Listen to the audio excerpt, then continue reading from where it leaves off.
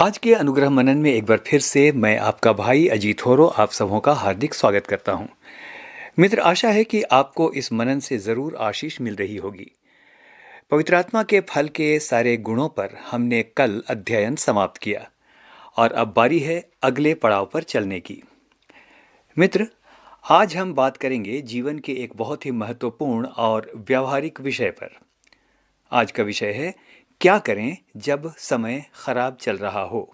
What to do in bad times। मित्र, याद रखिए, समय कभी एक सा नहीं रहता। कभी धूप, कभी छाया, कभी पतझड़, कभी बसंत, तो कभी कुछ और। ये जीवन का क्रम है। सबके जीवन में कभी न कभी बुरा दौर आता ही है। मित्र, जब ऐसे दिन आते हैं तो हम अपने आप को बहुत लाचार महसूस करते हैं और समझ में नहीं आता है कि क्या करें। आज मैं ऐसी 4 बातें आपके साथ साझा करना चाहता हूं जो ऐसे समय में बहुत काम आती हैं। तो आइए सबसे पहले सुनते हैं पहली बात। जो पहली बात है वो ये है मित्र कि यदि कठिन समय चल रहा हो, बुरा समय चल रहा हो, तो सब कुछ भूल जाइए, पर एक बात हमेशा याद रखिए कि कोई भी समय एक सा नहीं रहता। समय परिवर्तनशील है। सबोपदेशक 3:4 में वचन इस प्रकार से कहता है, रोने का समय और हंसने का समय है, छाती पीटने का समय और नाचने का भी समय है। आपके लिए एक बहुत छोटी सी लेकिन बहुत ही प्रेरणादायक घटना मैं बताना चाहता हूं। एक छोटी सी कहानी है। मैं आशा करता हूं इसके द्वारा आपको आशीष मिलेगी और आपको सहायता मिलेगी इस बात को समझने में कि बुरे टाइम में क्या करना चाहिए। तो आइए सुनते हैं कहानी। एक राजा था और उसका बहुत बड़ा साम्राज्य था। सब कुछ बहुत अच्छा चल रहा था। बहुत अच्छा चल रहा था। अच्छी सेना, बहुत बड़ा राज दरबार, अच्छा महल, खजाना बिल्कुल भरा हुआ। सब कुछ बहुत अच्छा चल रहा था, लेकिन राजा को हमेशा एक भय लगा रहता था कि यदि आने वाला समय खराब हुआ तो क्या होगा। उस राज्य में एक बहुत गरीब किसान रहा करता था, लेकिन वो अत्यंत बुद्धिमान था। सभी उसकी प्रशंसा करते थे और अपने संकट के समय उससे परामर्श लेने आते थे। राजा को उसके बारे में पता चला। उसने अपने मंत्री को भेजकर उस किसान को बुलवाया और उसने कहा, मुझे कोई ऐसा सूत्र दीजिए जिससे मैं अपने बुरे दिनों का सामना कर सकूं। तो किसान ने कहा, राजन, मैं ऐसा सूत्र आपको दूंगा जिससे आप बुरे दिनों का ही नहीं लेकिन अच्छे दिनों का भी सामना कर सकेंगे। राजा को बात समझ में नहीं आई। खैर, उस किसान ने कागज के एक छोटे टुकड़े पर कुछ लिखा और उसे छोटी सी डिबिया में बंद कर दिया और उसे राजा को देते हुए कहा, राजन, इस डिबिया को हमेशा अपने पास रखिएगा और तभी खोलिएगा जब कोई बहुत बड़ा संकट आए। छोटी मोटी विपत्ति में नहीं, कोई बहुत बड़ी विपत्ति आए तब इसे खोलिएगा और पढ़िएगा कि मैंने क्या लिखा है। तो मित्रों, राजा ने उस डिबिया को अपने पास रख लिया और क्या था, थोड़े ही दिनों में, बहुत दिन नहीं हुए थे कि बुरा दौर शुरू हो गया। हुआ ये कि उस राजा के पड़ोसी राजा ने उस पर आक्रमण कर दिया। राजा की हार हुई और उसे अपना राज्य छोड़कर भागना पड़ा। वह एक घने जंगल में अपनी सेना के कुछ लोगों के साथ छिप गया। वहीं के कंद मूल से गुजारा चलने लगा। दिन बहुत खराब चल रहे थे। एक दिन राजा को याद आया कि उसके पास एक डिबिया है जिसमें विपत्ति के दिनों में या खराब समय का सामना करने का कोई सूत्र लिखा गया है। फिर क्या था, उसने अपने सेनापतियों को और जो सेना के कुछ लोग बचे थे सबको बुलाया और झटपट वह डिबिया खोली और उस कागज को निकाला। उत्सुकता से सभी देख रहे थे कि आखिर उसमें ऐसा क्या लिखा है। राजा उसे बड़ी उत्सुकता से पढ़ने लगा। उस पर्ची पर लिखा हुआ था, ये दिन भी नहीं रहेंगे, ये दिन भी नहीं रहेंगे।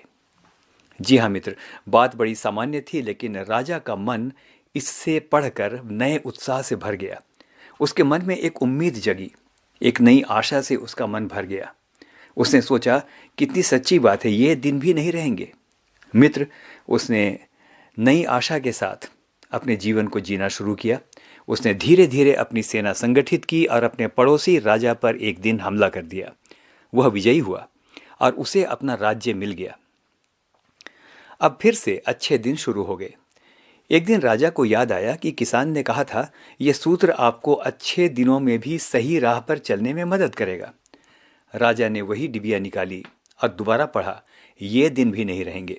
मित्र, राजा को समझ में आ गया था कि अच्छे दिनों को गुजारने का सबसे अच्छा तरीका यह है कि इन्हें स्थायी न माना जाए, लेकिन ईश्वर को धन्यवाद देते हुए, सबका अच्छा करते हुए, सबकी भलाई करते हुए जीवन व्यतीत किया जाए। तो मित्र, समय यदि खराब चल रहा है तो हमेशा याद रखें, ये दिन भी नहीं रहेंगे। अच्छे दिन नहीं रहे तो ये बुरे दिन भी नहीं रहेंगे। आइए अब बात करते हैं दूसरी बात पर। दूसरी बात बहुत इंपॉर्टेंट है। समय जब खराब चल रहा हो तो मात्र नकारात्मक बात ही ना सोचते रहें, हाय हाय ना करते रहें, क्योंकि ऐसा करने से आपका मनोबल और टूट जाएगा। जो 2-4 कदम आगे बढ़ने की ताकत बची है वो भी समाप्त हो जाएगी। मित्र, दरअसल हम अपनी सोच का परिणाम हैं। विपत्ति के समय या समय जब खराब चल रहा हो तो बहुत ज़रूरी है कि हम अपने विचारों की छानबीन करें कि ज़्यादातर हम सोच क्या रहे हैं। तो बहुत अच्छा होगा कि ऐसे समय में हम अपने जीवन की अच्छी बातों को, उन आशीषों के बारे में सोचें जो प्रभु ने हमें पिछले दिनों में दी या बीते दिनों में दी है। सुनिए, भजनकार राजा दाऊद अपने बुरे दिनों में क्या सोच रहा है। अपने बुरे दिनों में वो कहता है, भजन संहिता 139, 17, 18, वहाँ वो कल्पना कर रहा है, याद कर रहा है, और उसने लिखा, मेरे लिए तो हे ईश्वर तेरे विचार क्या ही बहुमूल्य हैं और उनकी संख्याओं का जोड़ कैसा बड़ा है। यदि मैं उनको गिनता तो वे बालू के किनकों से भी अधिक ठहरते। मित्र, यहाँ राजा दाऊद अपने जीवन की उन सारी आशीषों को याद कर रहा है जो उसे प्राप्त हुई है। आइए, समय जब खराब हो तो अपने अच्छे समय को, अच्छी आशीषों को, अच्छे संबंधों को याद करें और हम पाएंगे कि हमारी बुरे समय से लड़ने की शक्ति बढ़ गई है। अंतिम बात मित्र, समय जब बुरा चल रहा हो तो बहुत ज़रूरी है कि हम अपने जीवन का मूल्यांकन करें और ये पता लगाएं कि कहीं जाने अनजाने में हमसे कोई भूल तो नहीं हो गई है। शायद हम प्रार्थना करते करते थक चुके हैं लेकिन दिन नहीं सुधरते। सुनिए, नीति वचन में क्या लिखा है। नीति वचन 28 उसके 13 में लिखा है, जो अपने अपराध छिपा रखता उसका कार्य सफल नहीं होता है, लेकिन जो उसे मान लेता और छोड़ भी देता है उस पर दया की जाएगी। तो मित्र, बुरा समय कई बार हमारे लिए वरदान भी है। बुरा समय हमें अवसर देता है कि प्रभु के सामने अपनी गलतियों को मान लें, मनुष्यों के साथ नम्रता के साथ चलें, उनके साथ संबंधों को सुधारें और अपने जीवन को एक बार फिर से सही मार्ग पर लाने का प्रयास करें यदि हम भटक गए हैं। और सबसे मुख्य बात अंत में कहूँगा, विलाप गीत 3 उसके 31-32 में जो लिखा है, इसे ज़ोर से पढ़ें, अपनी बाइबल में इसको नोट कर लें, वचन में इसको नोट कर लें और इसको ज़ोर से पढ़ें और इस पर हमेशा विश्वास करें। बुरे समय में इस पद को हमेशा पढ़ें। क्या लिखा है, मैं पढ़ता हूँ। विलाप गीत 3, 31-32, क्योंकि प्रभु सदा मन से उतारे नहीं रहता, चाहे वह दुख भी दे तो भी अपनी करुणा की बहुतायत के कारण दया भी करता है। हाँ मित्र, इस बात के साथ मैं आमीन कहूँगा। और आइए अपने समय में, अपने खराब समय में या अपने हर समय में विश्वास करें। अपने हर समय में और विशेषकर जब संकट का समय है तो विश्वास करें कि ये दिन भी प्रभु की दया से ऐसे नहीं रहेंगे। प्रभु निश्चित रूप से हमें अच्छे दिनों का आशीर्वाद भी देगा। हम में से हर एक को प्रभु आशीष दे। आमीन और फिर से आमीन।